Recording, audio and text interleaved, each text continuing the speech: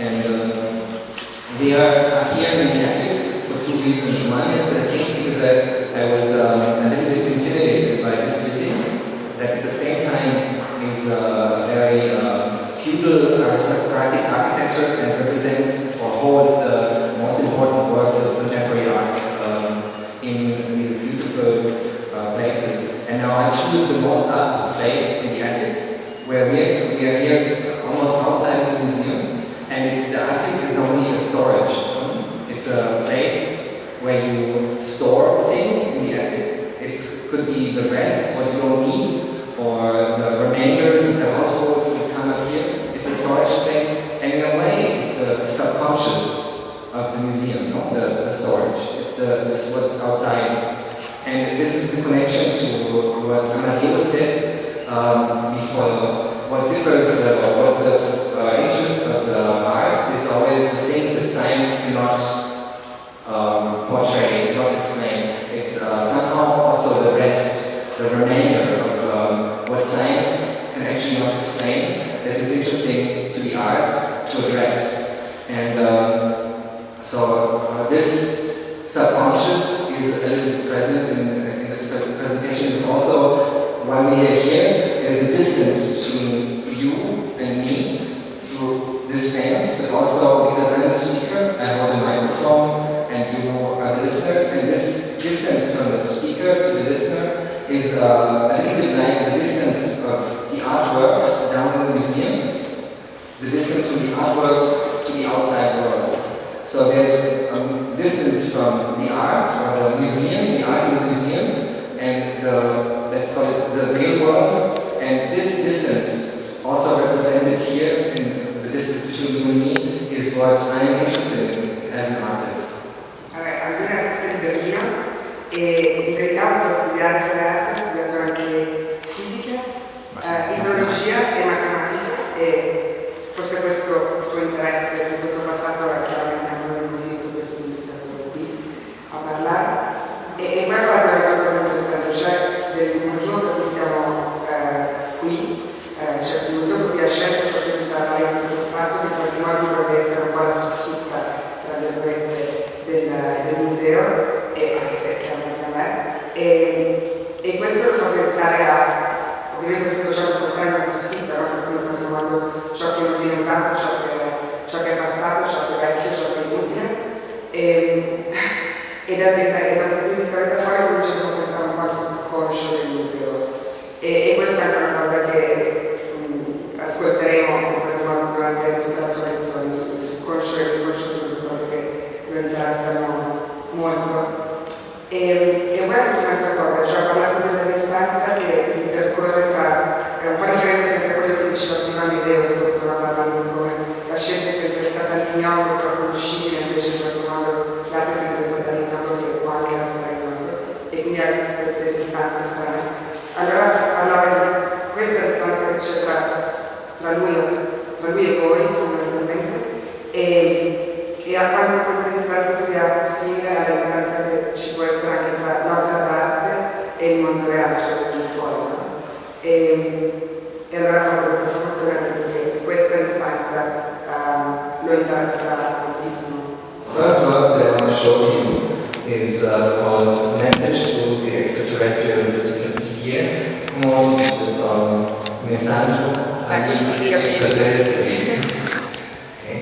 And this is the picture. You see there's a telescope, and the telescope is inversed, so it's an inversed situation. You have a telescope with a slide projector mounted to it. It's a projector, and you see a mirror on the ceiling, and another mirror on the floor, and an open window. And what happens is that the telescope in its function is inversed, so it no longer receives images from outer space, from the cosmos, but it sends images to the cosmos. So what I do is a technical inversion or technical change to not receive images from outer space, but to send. And the images they make a zigzag to the ceiling, to the floor, and then leave the gallery room without being visible to the public. So it's called Message to the Extraterrestrials. It goes away, the image. And only in the dust, in the lower mirror, there's dust. You can see the last time. Before it travels to outer space, and maybe you see Messenger. Praticamente questo è un telescopio al contrario dal certo punto di vista, c'è una specie di inversione tecnica per cui lui ha messo sopra questo telescopio, cioè collegato adesso un, come si dice, slide projector, aiuto, proiettore di diapositive, ok? Per cui in qualche modo è un telescopio che anziché ricevere le immagini le manda fuori. E in più ha posizionato questi due specchi e ha lasciato la finestra aperta in modo che il gioco appunto messaggio all'extraterrestre è proprio questo, cioè l'immagine viene proiettata sullo specchio e fa questa specie di zig-zag per cui esce dalla finestra e teoricamente va dagli extraterrestri. And so you can say that it's in a way, it is instead of what reminds us that astronomy is also anthropology. The reverse view on astronomy is a form of anthropology. And so, in this sense, I want to show you the second work, which is called Inverse Observatory. It's part of the same series. And here you see an observatorium on a mountaintop. And I argue that this observatorium is not only a scientific building, it is also a cathedral, like a religious place, if you wish. And the scientists would probably not accept this and would say, no, this building looks like a basilica a little bit, but it's only because of technical reasons that this is so. And he will also say that it's on the top of the mountain because the atmosphere. You disagree? He wants to intervene. So the scientists will probably say that it's on the top of the mountain because the atmosphere is the clearest, the least humidity, and so the least disturbance for the telescope.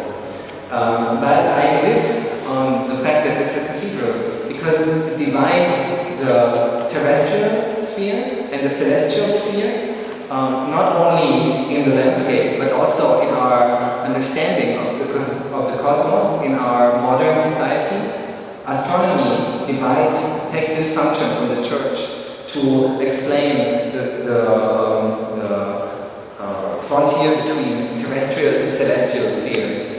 Qui il punto è che Christoph considera questi osservatori come cattedrali, in qualche modo come basiliche. Allora dice da un lato lo scienziato può assolutamente dire che non è così e che in verità la forma cupola e però in verità in qualche modo, visto che divide la sfera terrestre da quella celeste, allora assolutamente ha qualcosa di religioso, è qualcosa che è vicino a una funzione di culto e quindi per questo motivo assolutamente devono essere considerati come cattedrali. So this is an ancient observatorium from Armenia, and you see that it's also a culture place and a science place at the same time.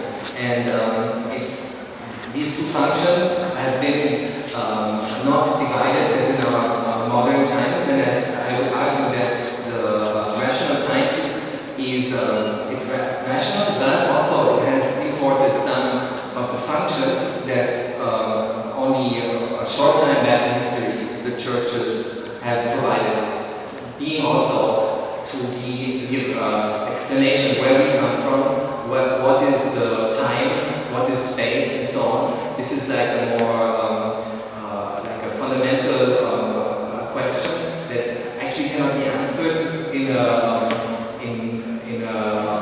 rational way, but it's the obligation in our society of science to find answers.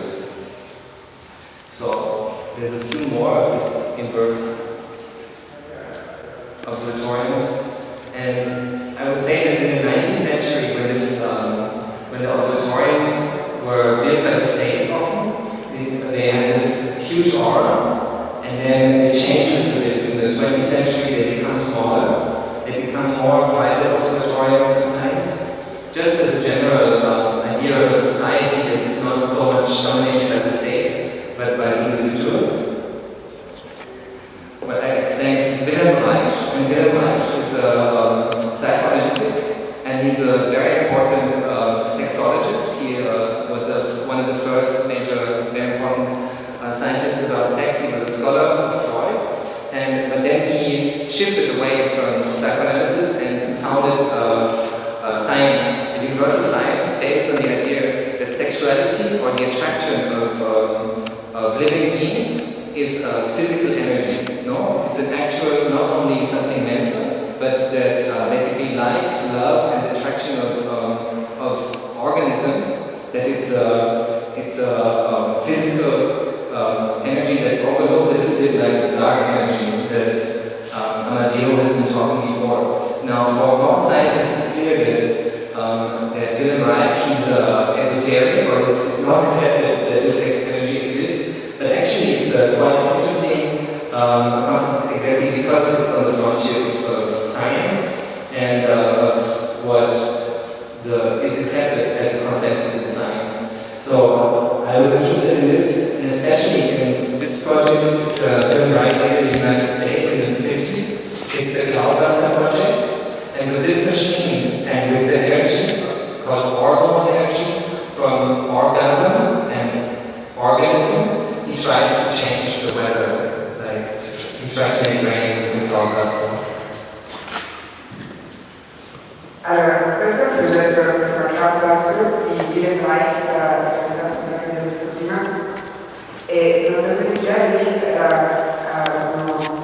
uno psicoanalista, fondamentalmente uno studente di Freud, che a un certo punto ha lasciato completamente Freud, si è dedicato a questa specie di quella che viene chiamata oggi di pseudoscienza. Lui era fondamentalmente sessuologo e quindi ha teorizzato che in quel modo la vita e l'amore e tutto ciò che ci circonda e tutto ciò che ci circonda in termini di attrazione funziona in verità a livello fisico e non solo mentale, anzi soltanto a livello fisico. E in più ha teorizzato questa energia che non esiste, che si chiama orgone in italiano e che è una parola che deriva dall'orgasmo, dall'organismo, e tramite questa materia, che è un po' come una materia oscura di Amedeo Balbi, qualcosa di simile, attraverso questa materia le cose si attraggono, oppure non si attraggono. E con questo aspetto, non parla, comunque con questo progetto lui ha tentato di cambiare il tempo, cioè cambiare il tempo atmosferico e in qualche modo spingere il cielo a piovere e Christoph Keller. So, when I was in New York with the PS1, I started to make the first reenactment of the experiment by Wilhelm Reich in the PS1 Contemporanea Museum in New York. And I said to the people that it was not an exhibition, or as an exhibition, it was just the product experimentation to change the weather in New York to make rain. And so it was also a claim to say that art is not only inside the museum or inside the gallery to sell, but it's also something that can have an effect on a larger scale. But of course I did not think that it would work. A un certo punto la New York è stata in residenza e forse è stato un po' stancato di tutta questa fascina degli artisti che sono nel museo, quelli che stanno in galleria, questo festival che si diceva molto, quindi ha ripreso questo esperimento di Reich in qualche modo anche per uscire da questa posizione, per uscire da questo vacuum e dire forse veramente ok, faccio una cosa che veramente cambia le cose, no? Cioè, faccio teoria. So this is the New York Times from 1953, and it talks about the heavy rainfall in New York, and Wilhelm Reich mentions this in his book. He said he's responsible for this, but of course the article does not talk about Wilhelm Reich. Nel 1953 del New York Times è stato appunto questa come si dice, specie di alluvione in città e Wilhelm Reich parla di questo nel suo libro in qualche modo dicendo che lui è stato responsabile di questo. So here you see the setup that I made. This is the night Cloudbuster in what should be the Twin Towers here. And you see there's tubes with water coming from the back. There's 9 metal tubes. It's a radial blockbuster. And I used this rule number 9 that you see here. It's one of the few things that exist from the Reich. It's called rules to follow in cloud engineering. You can read rule number 9. Never drill a hole into the sky right above you unless you aim for long drawn rain. So that's it. So here you see again the inverse sky. You see the shopping cloud in Manhattan. It was there for 1 day, and it was on the platform of the PS1 rooftop. You see the Empire State Building in the background, and you see the scaffolding works on the PS1. And it was the workers, they laughed about me trying to change the weather. But on the very first day when I started this, it started to rain. Alla fine, nel primo giorno che hai stato nel PS1 ha cominciato a piovere. And the same workers that had worked there, after 2 weeks they had to stop the works because it was raining every day. E praticamente, visto che ha continuato a piovere ininterrottamente per 2 settimane, gli operai del cantiere che stavano nel PS1 hanno obbligato il museo a obbligare Christoph a togliere il lavoro. No, I continued to work, but after 8 weeks of the exhibition, which was 8 weeks, it was the heaviest rainfall in May and June in New York. Since the beginning of weather recording in 1853. 8 settimane e la pioggia era talmente forte che non è stata così forte, così potente dalla famosa pioggia del 1953. And here you see again the platform, it's a little object actually. And here's the New York Times, it says the 100 years rain, and it's exactly from my rain if you wish. And again the article talks about the rain, but of course it does not talk about me. Vabbè, quindi se di nuovo New York Times parla della stessa pioggia, della stessa nuvole, appunto 5 anni dalla prima, e anche se non parla di Christoph, è un po' come quando si parla di New York. Okay, now here you see the reenactment that's in Berlin. It's like an observatory. I use the museum space as an observatory itself, you know, and people can try out the clovers. This is in Patagonia, Schweiz. This is Morocco. Again, this is Paris in the Pompidou. Okay, now it's the third part, and the last part of the talk is about hypnosis and talking about the consciousness. This is a piece I did in 2006. It's called Visiting a Contemporary Art Museum Under Hypnosis.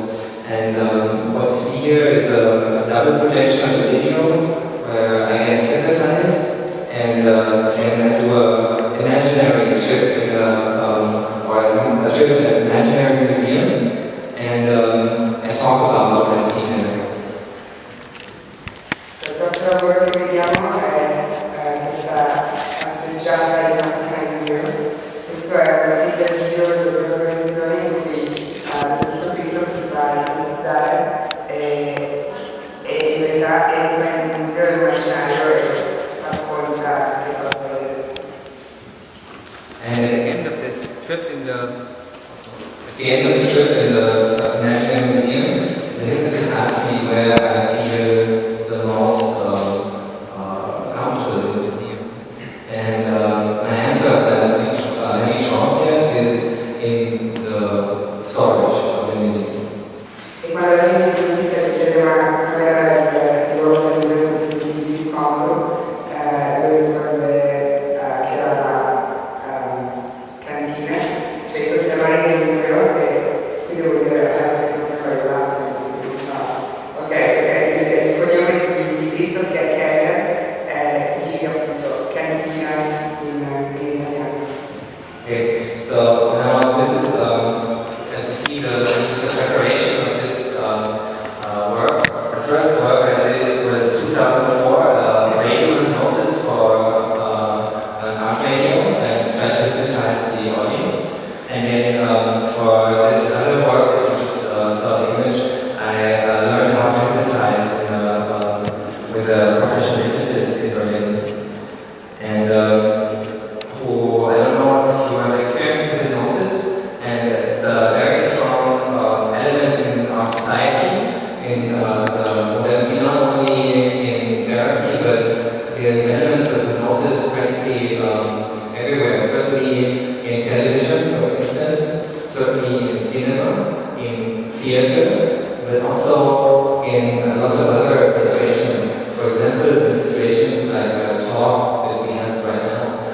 also like the force of the voice that you are actually following with the imagination has a lot to do with the process of hypnosis, you know. And for me, this was one of the strongest experiences, even though this is just a small document, it's not a PC. The first person that I hypnotized myself was the cameraman that filmed me during this process, you know. And he went immediately into a deep somnambule state, like where he's completely off, with the eyes just going like this. And so you have willpower over somebody else. And what's important for me there is to say is that actually I'm very critical about hypnosis and the power of manipulation in this. And it's not only with hypnosis, but also the way I see art is something, or as I look at artworks, is I try to see how far they try to overpower the viewer. And I don't like it so much for me personally. When artworks overpower me, I prefer when it's a dialogue. Questa cosa importante da lettura è che uno dei motivi per cui Christoph è così interessato all'ipnosi è che lui considera l'ipnosi come qualcosa che in verità esiste sì come terapia, ma che esiste nella vita di tutti i giorni, e questo si riferisce alla televisione, si riferisce al teatro, si riferisce anche a momenti come questo, in cui in qualche modo la forza della voce e l'immaginazione dall'altra parte sono abbastanza vicini a quello che può essere l'ipnosi, anche se ovviamente a un altro livello. E quando è stata ipnotizzata è stata una delle esperienze più forti della sua vita, e la prima volta che ha provato a ipnotizzare qualcuno è stato ipnotizzato il cameraman che stava filmando per questo video, che è andato in trance totale.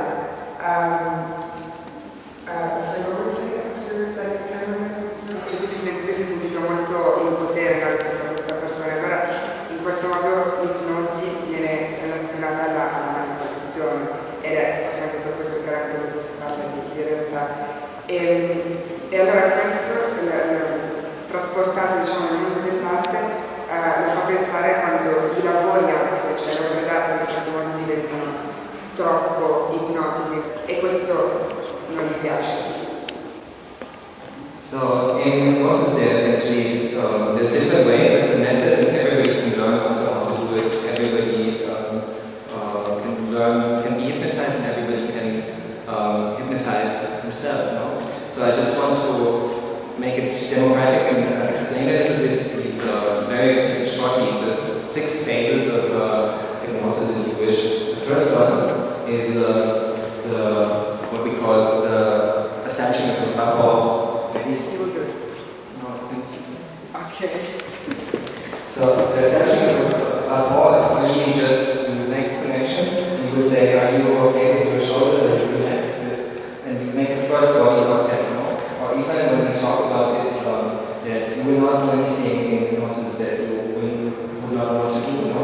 This is something that is the first phase of hypnosis, and it makes you trust in what I say, even though it's not necessarily true, no? That because of course you give away your willpower when you do this. So that's the first phase. The second phase is the fixation. The fixation is usually like my teacher would do it with the finger, and he would say like, look at the tip of my finger and fixate the tip of my finger, and don't laugh. You feel very relaxed as you look at the tip of my finger. Getting tired. Okay, so this is more or less what happens is that I connect something that hurts the eyes to look up here with my voice. So I will connect the physical feeling with the voice, and I start to talk in a rhythm, and I will repeat that you're feeling tired, and at some point I will tell you to close the eyes, and then you close the eyes. And then you don't have to do it. Then you will be like this, and then this is the second phase of hypnosis, no? It's the fixation. And it's until the moment where I say close your eyes. And then the third phase is the counting down. The counting down, you do from 5 to 1. You say with every count of the numbers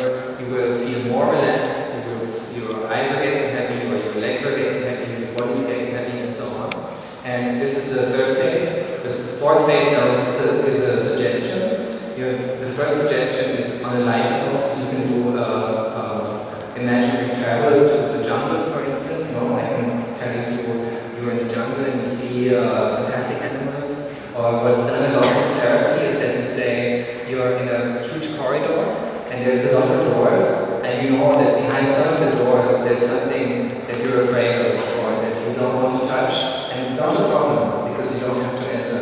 You just choose while you go along the corridor. If you want to sneak into one room, you can do this. And so it's just an open suggestion. And then maybe you will find something there, or it could be a museum. And then if you do it for sometimes, the first time is always very difficult, but if you do it longer, then you also reach very deep state of hypnosis, and then you can plan also suggestions where you say you forget the suggestion after you wake up, and you can really go very deep into the psychology of somebody, also when somebody has traumas, but you can also do experiments with space or whatever. It's quite something. And then after this, of course, you have to count the people up again, and then you just count them from 1 to 5 or to 7, and you say that they're wide awake afterwards and they're refreshed, and then that's the end of the hypnosis. So I think we don't want to translate this, please. So this is a group hypnosis in the Giorno Museum in 2006 also, as a performance for the audience. And this is a work I did also on the cinema, American cinema, which is very strongly connected to hypnosis. And there's, in many films in Hollywood cinema, there's hypnosis scenes. And I made an archive of all these scenes in Hollywood movies, and I made one hypnosis session out of this, out of these segments of films with hypnosis. Sì, questo è un lavoro che ho fatto raccogliendo in archivio tutte le scene di film indiani con i momenti di ipnosi, e poi ha creato una sessione di ipnosi utilizzando tutti questi frammenti.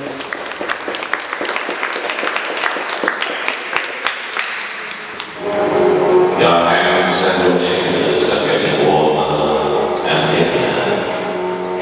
Free. The warmth is spreading through your arms, to your shoulders and your neck.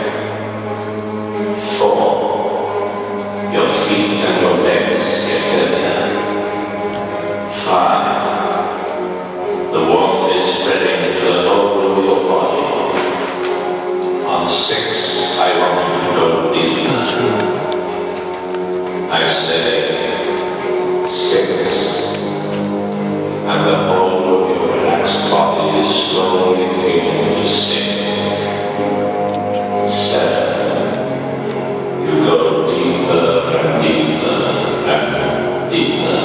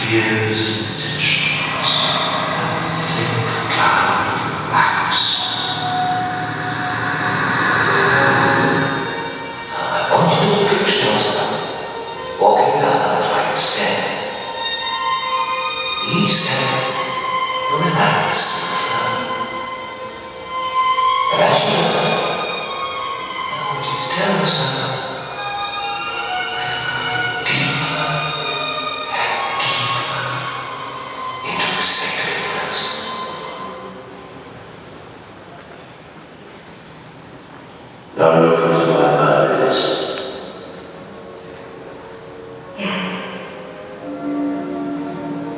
Look deep into my eyes.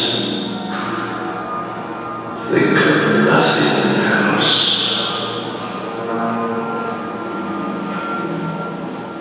Everything else is darkness. There is no thought. Nothing. So,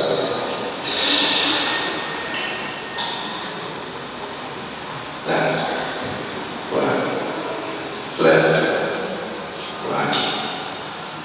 Your eyes are getting heavy. You're falling into a state of deep relaxation. You're completely at ease. Take your relax. But you can hear and understand everything that I'm saying. Now, we're going to do this a little further. It's all over. You'll wake up. I'll tell you everything. Raven, I want you to concentrate on stroke. Deeply relax. Just let yourself go and look at the light.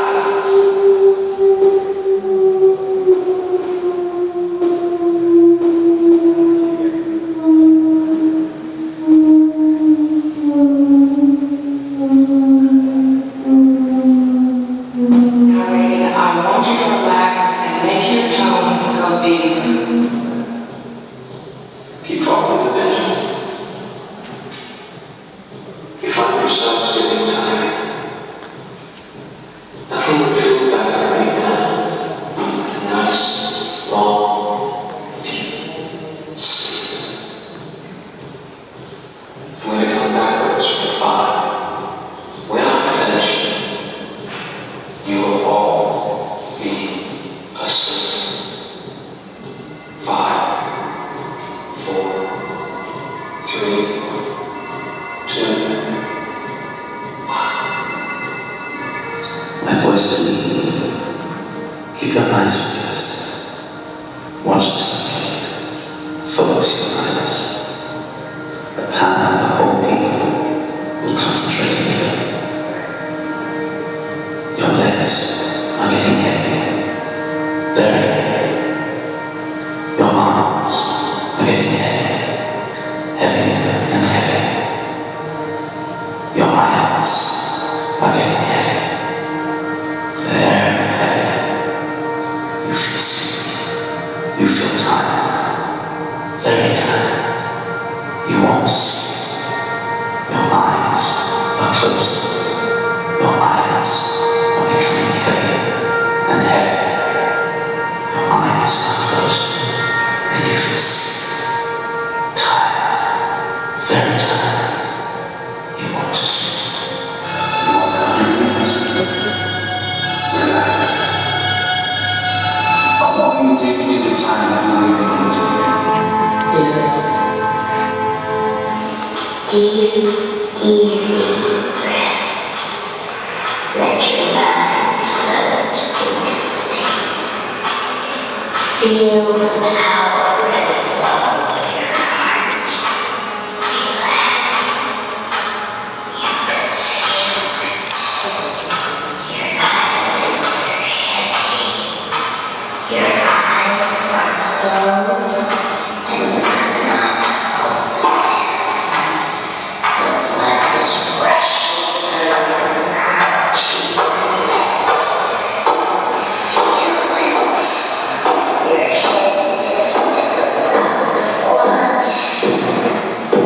God, how the blood is flowing from your head back to your heart.